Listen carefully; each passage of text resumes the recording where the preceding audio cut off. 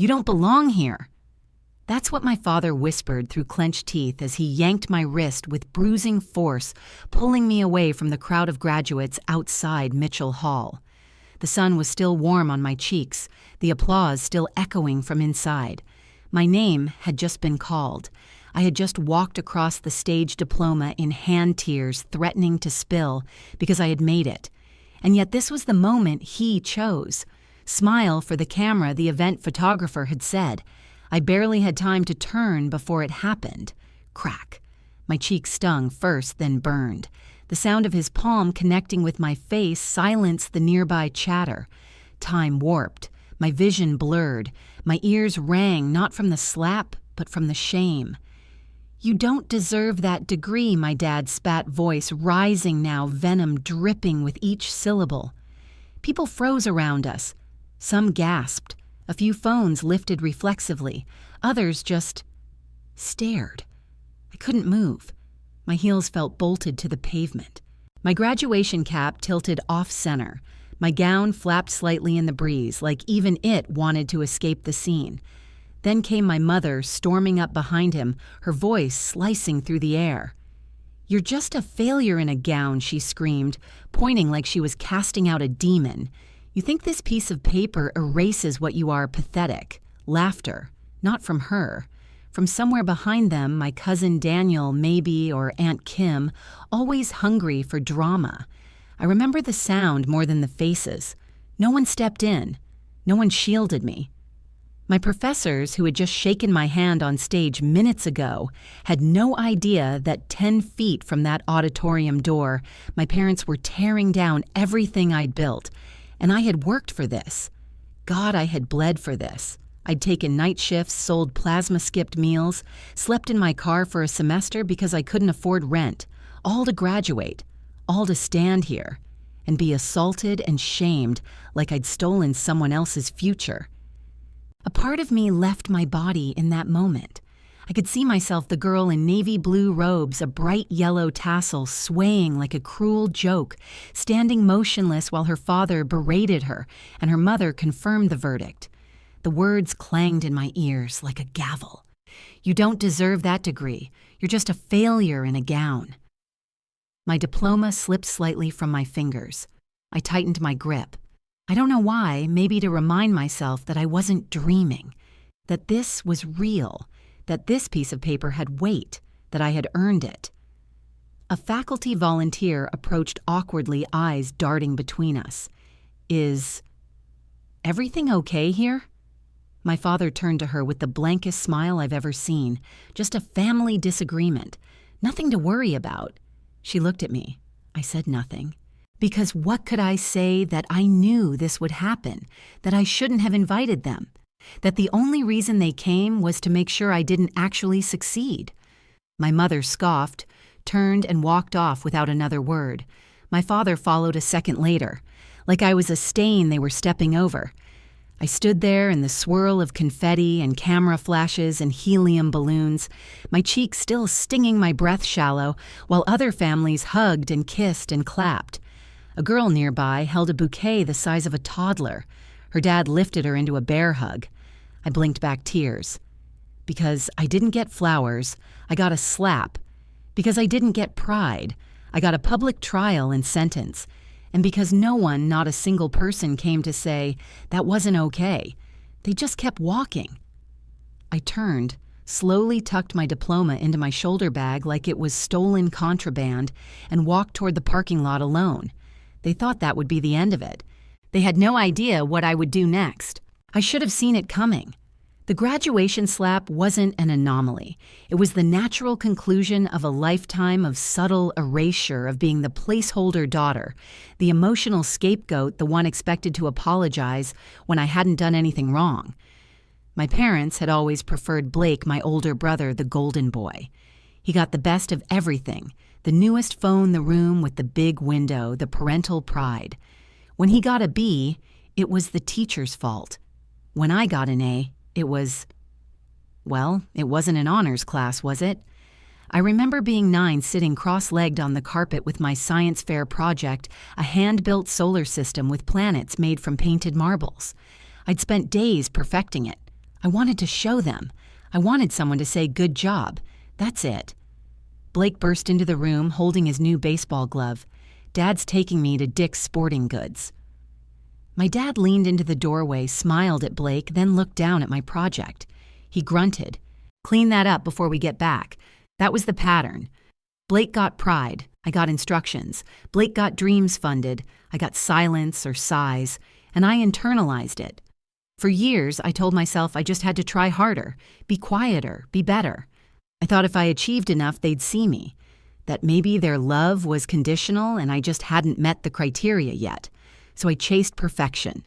Straight A's, never missed a curfew, volunteered at the library, took care of Grandma when she got sick, paid my way through undergrad with scholarships and 2 jobs. I sent them updates, photos, emails. Most went unanswered. Sometimes I'd get a thumbs up from Mom, sometimes nothing at all. I remember the night I got accepted into the master's program at Stanford. I'd stayed up to check the admissions portal the second it went live. When the congratulations screen popped up, I cried. Not from disbelief, but from hope. Maybe now they'd be proud. Maybe now they'd show up. I called them. "Hello," my dad answered, voice flat. "I got in," I said breathlessly. "Stanford, full scholarship." A pause. Then, "That's far. You sure you'll manage out there alone?" Not a single congratulations. When I hung up, I stared at the phone like it had malfunctioned. Like maybe I'd dreamed it all. I wanted to scream, to throw something. But instead, I wrote it down in my journal like all the other moments of near love that fizzled out on contact. That was my reality, a home where praise was rationed, love was transactional, and Blake was the sun. Everything orbited. Even after I moved out, I kept trying. I sent birthday cards, holiday texts, pictures of campus events where I was presenting. They never replied unless it was to ask if I'd considered coming home for good or helping Blake out with his startup. His failing startup, by the way, one they poured $90,000 into without blinking. I once asked Dad if he could help me with a used car when mine broke down during a brutal finals week. His response: "We don't just hand out money for nothing, but for Blake, he's trying to build something. It's called support. Support. What a foreign word in my world. I stopped expecting it after that, or at least I tried. Still, I sent the graduation invitation. Part of me, the stubborn, masochistic part, believed maybe this would be the moment they finally looked at me and saw more than a burden. But they didn't come to celebrate. They came to correct me, to remind me of my place, publicly. And the sickest part, even after the slap, a tiny voice in me still whispered, maybe it's still your fault. Maybe you made them mad. Maybe you shouldn't have invited them. That's what a lifetime of gaslighting does to you. It teaches you to swallow the insults, decorate the cage, and call it home. But not anymore. That slap didn't just sting my skin, it snapped something loose.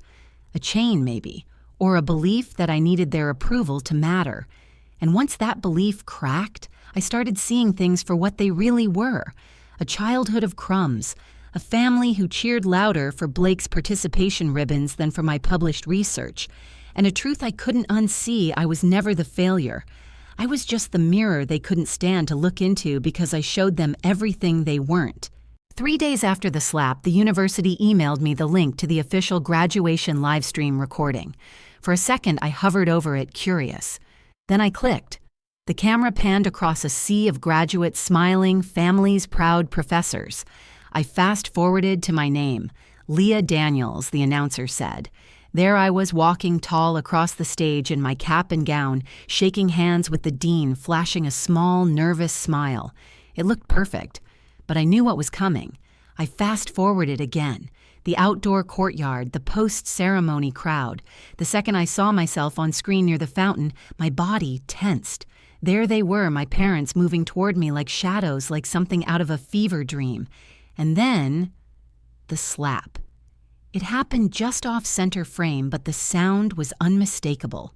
The mic on the nearby camera picked up every syllable. "You don't deserve that degree." My father's voice was sharp and hollow. My mother's shriek followed like a second slap. "You're the girl from the slap video, right?" she said, not unkindly. I didn't answer. I just left my drink behind and walked out.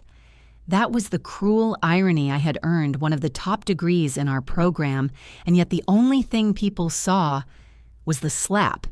Not my thesis, not my late nights, not the 8 semesters I balanced work and study, just one violent second that eclipsed everything. At a departmental mixer a week later, I stood in the corner with a plastic cup of punch, pretending to scroll on my phone. A visiting lecturer gave a speech about resilience and breaking barriers. People nodded, applauded. I wondered if they realized I had to Google how to hide facial swelling with makeup the morning after my graduation. Then I heard it. 2 faculty members, both tenured, whispering behind me. Her father's that attorney from Arlington, right? Yeah. Wild how it all went down. She's probably unstable. I mean, something had to provoke him. I froze. 2 weeks after graduation, I moved out of my apartment in Palo Alto with no farewell party, no champagne, no send-off selfies. Just me, a rental car, and a handful of vacuum-sealed bags that barely held the weight of 5 years of silence and sacrifice. I didn't tell anyone I was leaving. Not my professors. Not the few classmates who had messaged me since the slap video went viral. Not even Blake, though he had texted once not to ask if I was okay, but to say Dad's embarrassed. You could have handled it differently. Maybe just apologize so this doesn't blow back on the family. I didn't respond. I drove east for hours with no real destination, only the vague knowledge that I had enough savings for 1 month's rent somewhere anywhere. People didn't know me as the girl in the slap clip. I landed in a small coastal town called Morro Bay. Quiet, foggy, faded paint on shop windows. It smelled like salt and old paperbacks. I found a month-to-month rental above a hardware store. The apartment was barely furnished a couch that creaked like it had secrets, a kitchenette with 2 working burners, and a mattress on the floor that smelled faintly of mothballs and eucalyptus. There were rust stains in the sink and a single window that looked out over a brick wall. But no one here knew me. No one stared. No one flinched at my last name. And that made it a palace. I didn't unpack for days, just sat in silence, listening to the distant sound of gulls and the occasional thud of something falling in the shop below. I'd wake up at 3 a.m. drenched in sweat, heart racing, dreaming of the slap over and over, but the pain wasn't physical anymore. It was phantom pain, the kind that comes from betrayal that ran too deep for bandages. I started walking aimlessly during the day, found a cafe with mismatched chairs and a jukebox that only played songs from the 80s. The owner, a woman in her 60s named May, took one look at me and said, "You look like you haven't eaten since last week. First sandwich is on me. No arguing." I almost cried right there. She never asked what I did, never probed, just handed me coffee and space. It was the first act of kindness I'd received in what felt like years. One afternoon, I wandered into a used bookstore 3 blocks down. It smelled like damp wood lemon cleaner and dust-coated secrets. I ran my fingers across spines like they were artifacts. In the back corner, I found an old, battered copy of The Bell Jar, Sylvia Plath. The name alone triggered memories of high school essays, underlined passages, and a deep yearning I couldn't name at the time. I bought it for $1.25 and spent the next 2 nights rereading it on the floor under a desk lamp.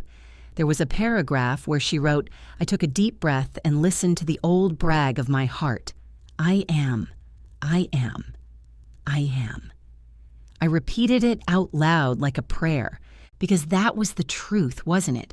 Even when they screamed at me, slapped me, erased me, I still was. Even when they said I didn't deserve the degree, didn't belong, wasn't good enough, my heart kept beating. I am. It wasn't triumph, not yet, but it was presence, breath, a kind of survival that didn't come with medals or applause, just quiet existence. There were still bad nights.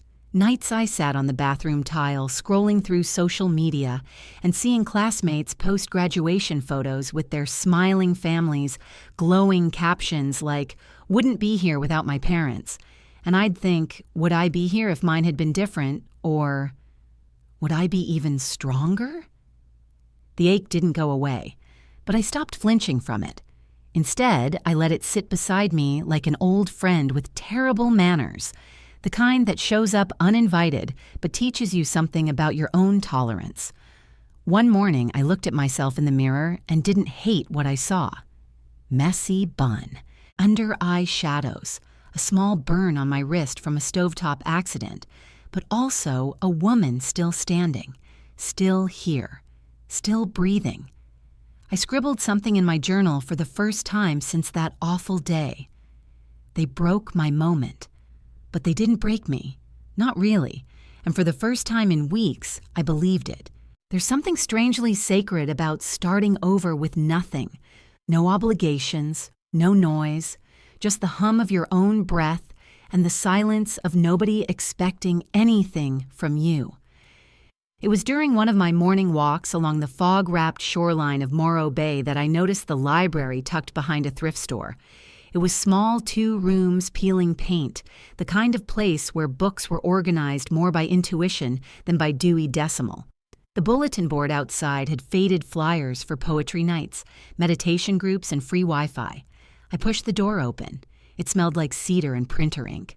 A woman at the front desk looked up and smiled with a kind of ease that caught me off guard. "Just browsing," I murmured. She nodded. "We like browsers here." Her name was Rosalie. Mid-50s, silver streak in her hair, wore scarves like armor. I liked her immediately. I started showing up 3 days a week, then 5. I'd curl into the chair near the west window with my journal and pretend I was reading, but mostly I was listening to the creak of the shelves, the rustle of pages, the whisper of quiet existence. One Thursday afternoon, Rosalie peeked over the counter. "You ever done any tutoring?" I blinked. "Tutoring?" She pointed toward the children's corner. "We've got a teen who comes in after school. Smart kid. Slipping behind. I think he'd respond to someone. Gentle. Gentle." I almost laughed. I didn't feel gentle. I felt like a person duct-taped back together. But I said yes. That's how I met Eli.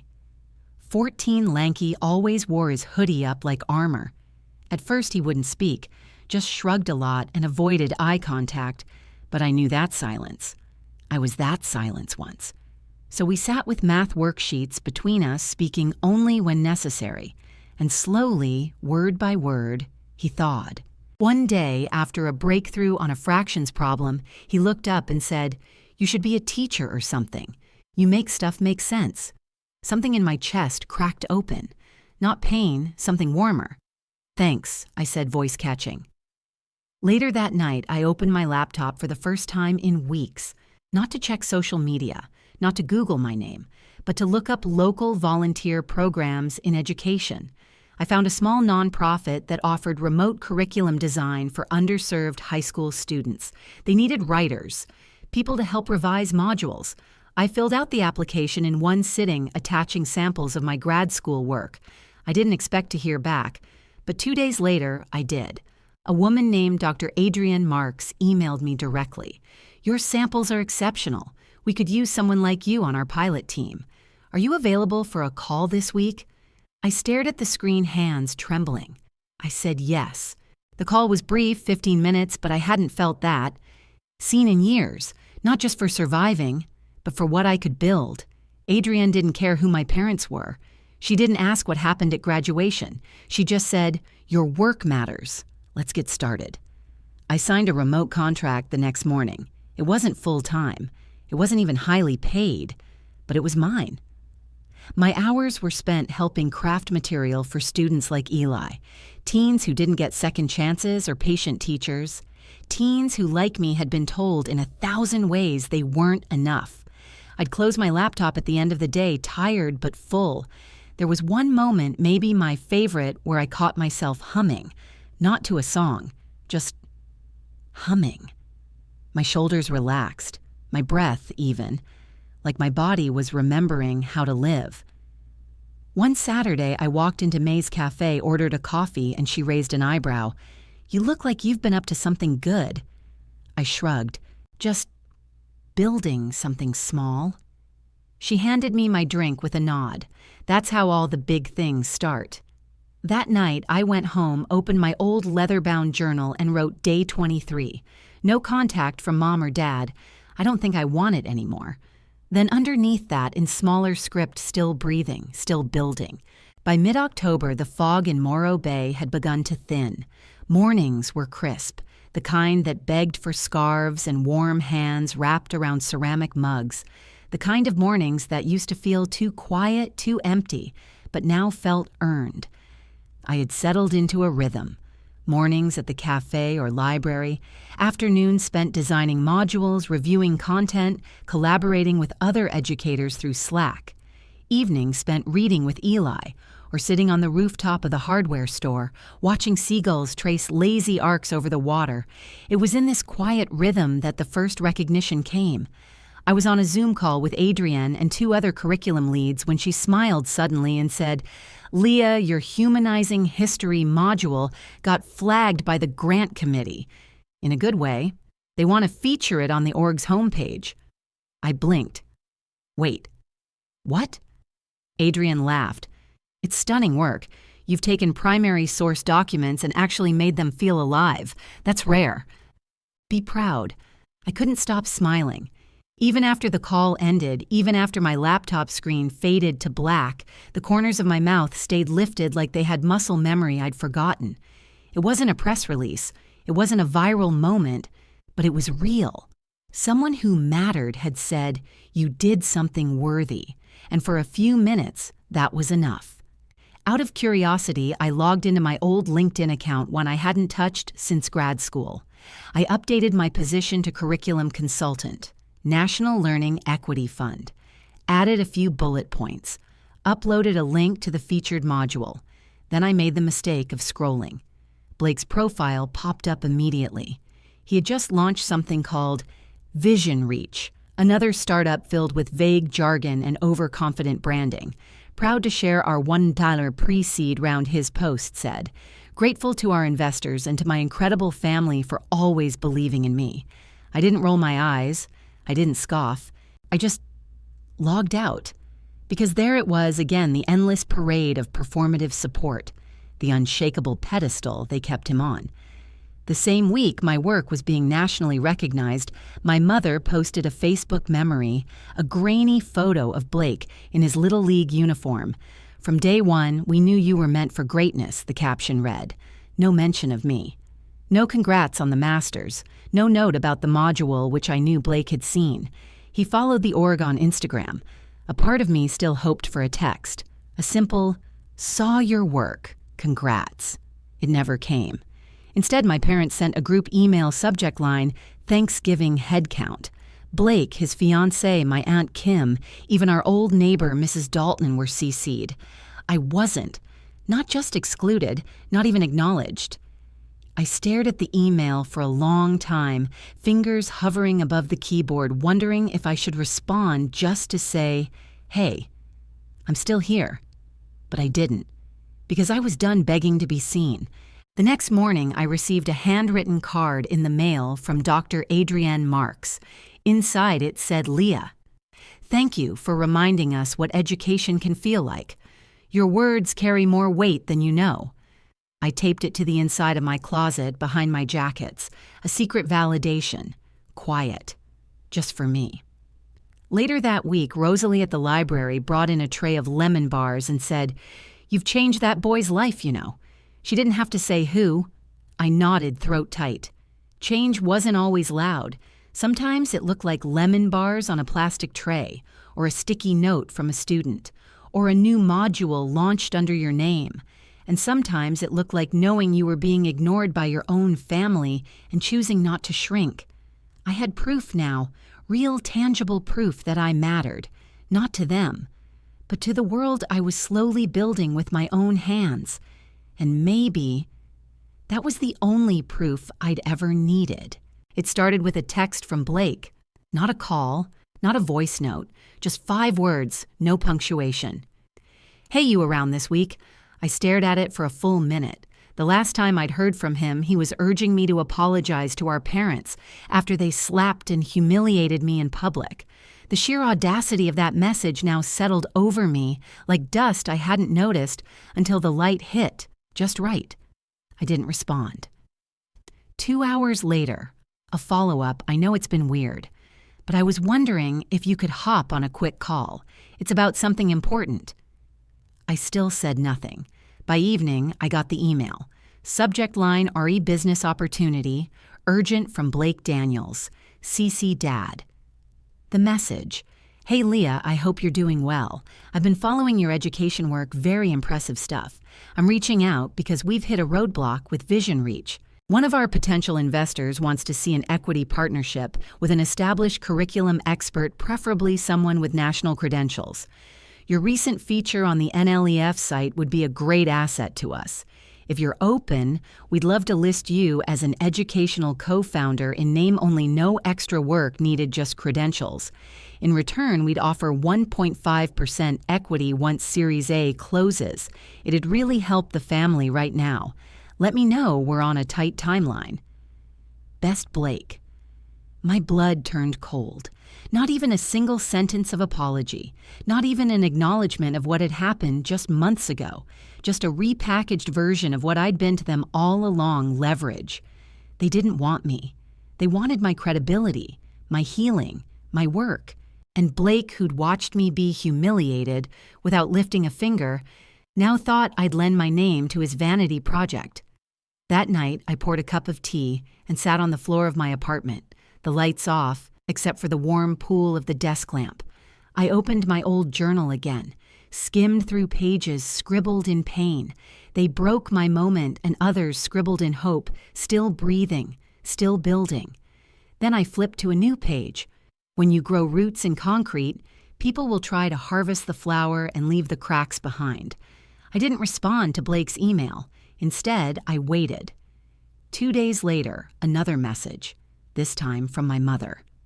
Subject line: We need to talk, family matter, Leah. I know you're upset, but you're still part of this family. Blake is struggling and we're doing everything we can. He just needs a bit of help. You've always been the smart one. It's time you supported your brother. You know how important this company is to all of us. Please respond. Mom. My breath caught at that line. You've always been the smart one. She had never said that before, not once. And yet now that my name could open doors for Blake, now that I was finally visible to people who weren't her, she remembered I existed. I didn't reply, but I didn't delete it either, because I needed the reminder that their attention came with strings, that their sudden kindness wasn't about me. It was about need. Later that week, Rosalie handed me a letter that had arrived at the library, forwarded from my old address. Thick envelope, my father's handwriting. Inside, a printed document labeled Memorandum of Understanding with a Post-it note. Let's make this official. Just a formality. At the bottom, a line for my signature. I laughed. Actually laughed. A sharp, breathless sound that startled even me.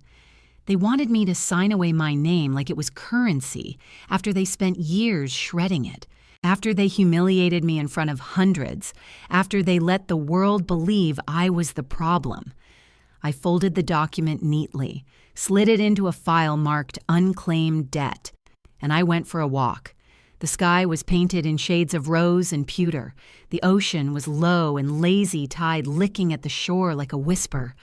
Somewhere along the pier, I whispered to myself, they don't own me. Not anymore. I didn't plan to go. The alumni networking dinner was held in San Francisco, 3 hours north, black tie optional, heavy on corporate backpatting and overpriced wine.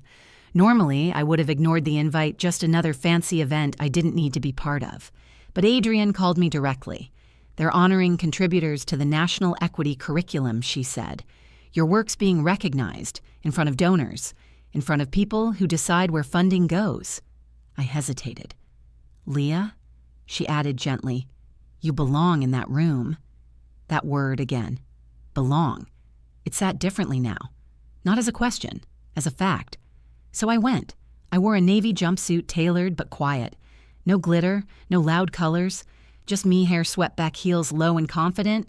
I walked into the ballroom with steady breath and no expectation of who else might be there. And yet fate has its own humor. As I signed in at the check-in table, I heard a voice behind me. "Oh my God, Leah." I turned.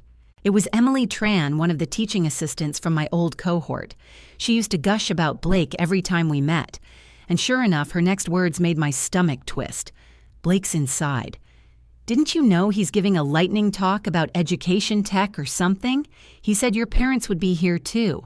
My fingers curled slightly around the name tag I'd just picked up. I smiled politely. No, I didn't know. Inside the ballroom glowed gold and ivory. Chandeliers glittered. Waiters passed trays of tiny food with names I couldn't pronounce. A small stage had been set up near the back wall. I spotted Blake near the far side, in a sleek gray suit, hair slicked back, charming as ever. My parents flanked him like bookends my father with a cocktail in hand, my mother laughing too loudly at something a man said. They looked comfortable, like they belonged, like nothing had happened. I almost turned around, but then I saw Adrienne. She waved from across the room and made her way over. "You're right on time," she said. "They're doing the contributor recognitions right before the keynote." I nodded, trying to steady the buzz in my ribs. A few minutes later, a soft chime signaled for quiet, and a woman in a red gown took the mic. As part of our mission to highlight work that transforms lives, we'd like to recognize this year's educational equity contributors. These are the minds behind the most impactful curriculum developments of the year.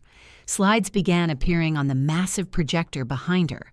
Faces, names, cities, and then Leah Daniels, National Learning Equity Fund, Humanizing History.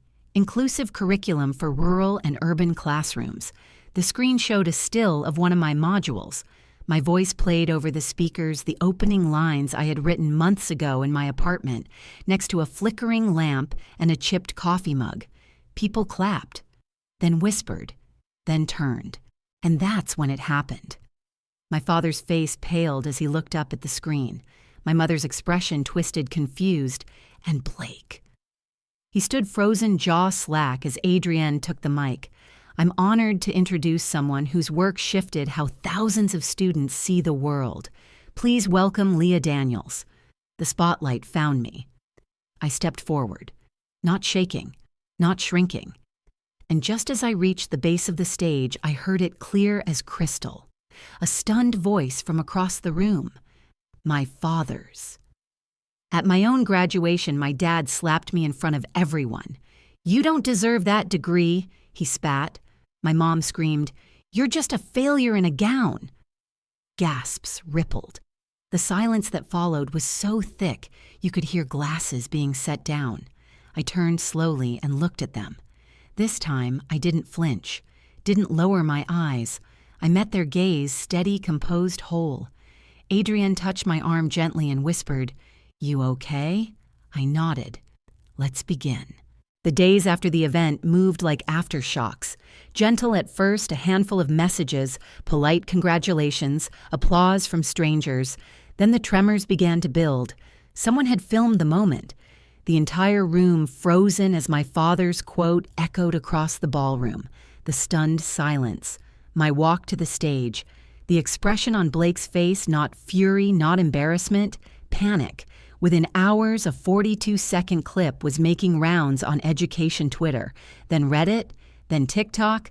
The caption read, "When the girl your family humiliated at graduation is called up as the keynote honoree," and the crowd turns on them.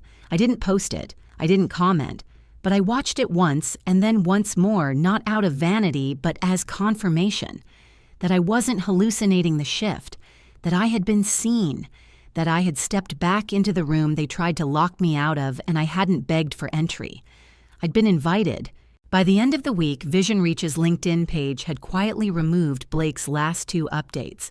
Someone had tagged me in a thread, a former intern, alleging mistreatment and fraudulent claims on Blake's part about partnerships that never existed. Then a follow-up from one of the minor investors had no idea Leah Daniels was connected to this. As far as we know, she isn't. And that raises concerns. Within a day, Blake's startup site went down. The investor link on the splash page led to a 404 error. By the following Monday, Adrian forwarded me a professional inquiry. Subject: legal confirmation, are you affiliated with Vision Reach? My response was one sentence no, and I never was. An anonymous blog post surfaced on Medium a few days later, titled, "When Families Use You as Credentials," and though the author was unnamed, the timing and tone made its target clear. I didn't repost it, but I saw the comments, and more importantly, so did they. My father's law firm quietly removed his profile from the partner page. My mother's Facebook, once a curated shrine to Blake's, every small victory went dark. I got one last message from her. "You really couldn't just let it go, could you?" I didn't answer, because the truth was I had let it go, long ago. But the difference now was the world hadn't, and for once they were the ones being asked to explain themselves. An old classmate from undergrad reached out next. "I remember how hard you worked," she wrote. "I just never knew what you were carrying. I'm sorry I never said anything." Another wrote, "I was there that day. I saw it happen. I froze. I wish I hadn't. I read them all. Didn't reply to most, not because I was bitter, but because I didn't need validation from the people who once watched me burn in silence. I didn't need them to see the flames now. It was enough that the fire hadn't killed me. It had forged me." One morning, I received a thin envelope in the mail. Inside, a check for $4,200, drawn from a joint account. Memo line repayment. No letter, no note, no apology. Just the money they once refused me when my car broke down during finals. I folded it neatly and placed it in a drawer. I wasn't angry, just done. The fall hadn't been dramatic. There were no lawsuits, no screaming matches, just a slow, crumbling erosion of the pedestal they'd built for themselves, the one I was never invited to stand on. And I didn't push them off. I just walked away and let time do the rest. I used to imagine what justice might feel like. Would it be loud, a gavel slam, a viral takedown? My mother finally whispering, "I'm sorry," through tears. But it wasn't any of that. It was quiet. It was the morning I woke up without flinching. The first time I read my name, Dr. Leah Daniels, and felt nothing but ease. It was sipping black coffee on my apartment balcony while the world stirred below me, and I didn't feel behind. I wasn't scrambling anymore. I wasn't proving. I was just existing. My therapist once told me, when trauma isn't loud anymore, when the pain doesn't need to be shouted to be valid, that's when the healing has started. And I hadn't believed her. Not then. But now I understood. I got a call from Dean Price a few weeks later. I almost let it go to voicemail, but something in me, maybe the part still open to soft things, picked up. "Leah," she said, her voice warm, "the university wants to offer you something." I tensed, waiting for the shoe to drop. "We'd like to fund a full tuition scholarship in your name for first-gen students. STEM track. Your story resonated." I swallowed, not because I was ungrateful, but because I hadn't expected to be seen that way as someone others might want to become. I thought about the night I cried alone in my car outside my parents' house, humiliated. I thought about standing outside that locked auditorium door with my name on the list and nowhere to sit. And now this. "I'd be honored," I finally whispered. And I meant it, not out of pride, but because somewhere a student like me would get a chance without needing to survive a battlefield of shame to reach it. Later that week, I packed up a few last boxes from my apartment. I'd bought a condo near the clinic one with warm light and silence. No footsteps above, no old memories etched into door frames. Fresh. I opened a box I hadn't looked through since undergrad. Inside, a photo of me and Blake at age 10 holding our science fair trophies. My father's proud hand on his shoulder. None on mine. A report card straight A's with a yellow post-it from my mom, "Great job." But let's focus on Blake's soccer finals this weekend. And one letter I hadn't remembered from a retired professor. "Leah, your paper changed how I teach this course. Never doubt the power of your voice." I smiled. It was never about revenge. It was about release. The rage wasn't mine to carry anymore. They could keep their narratives. I had my truth. I lit a single match in the kitchen sink and let the photo of us burn, not out of hatred, but as a quiet farewell to a version of me who waited too long for approval. The smoke curled upward, soft, almost graceful. Not everything ends in fire, but sometimes that's where the peace begins. 3 months passed. 3 months of learning how to breathe again without apology. 3 months of waking up and not instantly checking my phone for a message that would never come. 3 months since I had last heard my parents' voices, but it turns out the world had heard mine. It started as a whisper. A small local publication had written a story titled, "Shouted Down at Graduation. Now a Doctor Builds New Path for Others." It detailed my experience without naming names, just the story, the slap, the isolation, the walkout, and the aftermath. I didn't think much of it at first, until my inbox filled with messages from students across the country. I thought I was the only one whose family hated their success. Thank you for telling the truth. Now I don't feel ashamed of where I came from. My parents said I wasn't smart enough. This fall I start med school. I cried reading them, not because they were sad, but because they were free. These people weren't begging their families to believe in them. They were doing it anyway. And something shifted in me. I agreed to do a podcast, then a panel, then a virtual seminar for first-gen STEM students. And then without fanfare, I got an email from the New York Medical Educators Foundation. Dr. Daniels, we'd like to honor you with our Resilience in Practice Award at the Spring Summit. Your story has inspired policy changes in 3 institutions already. Would you accept in person? I stared at the screen.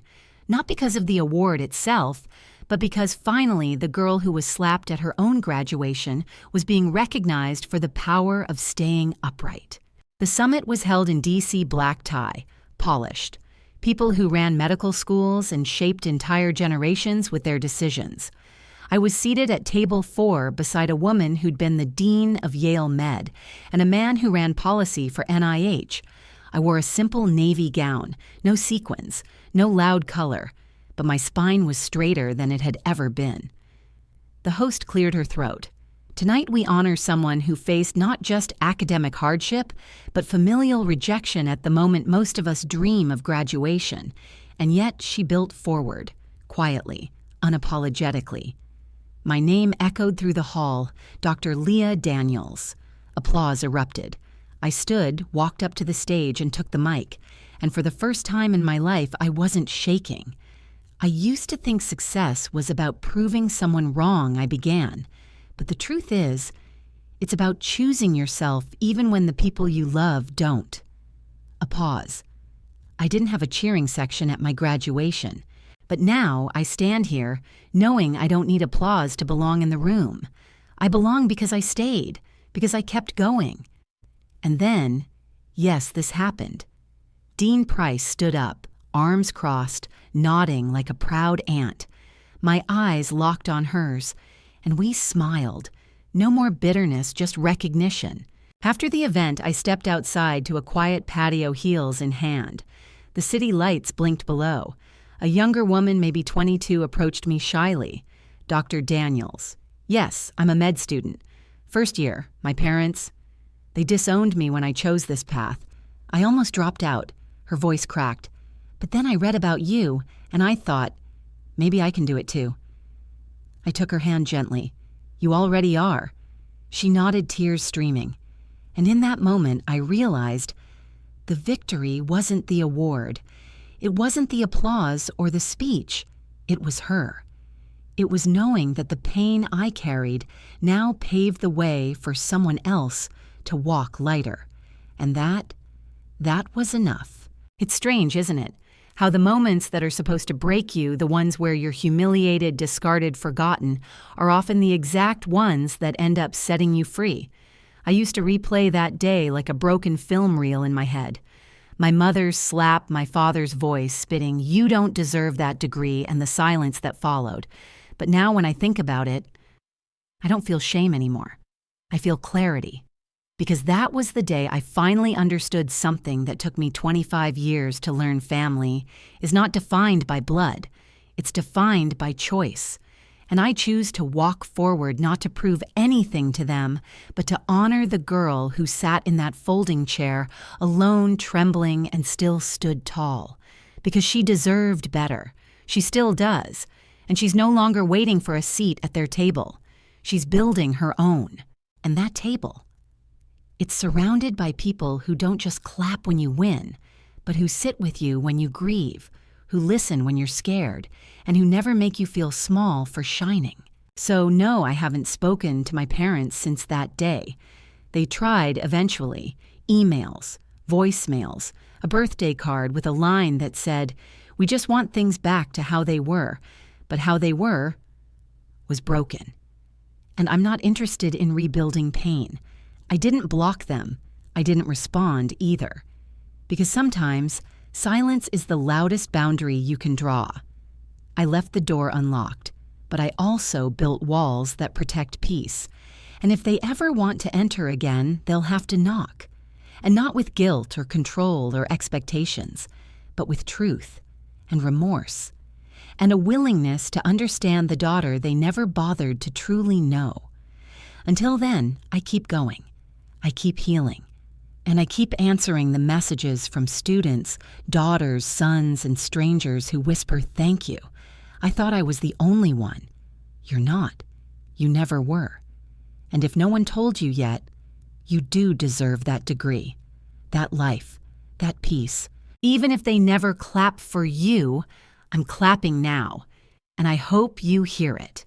Have you ever had a moment where someone you loved tried to erase your success, your worth, your story? What did you do? Or what would you do?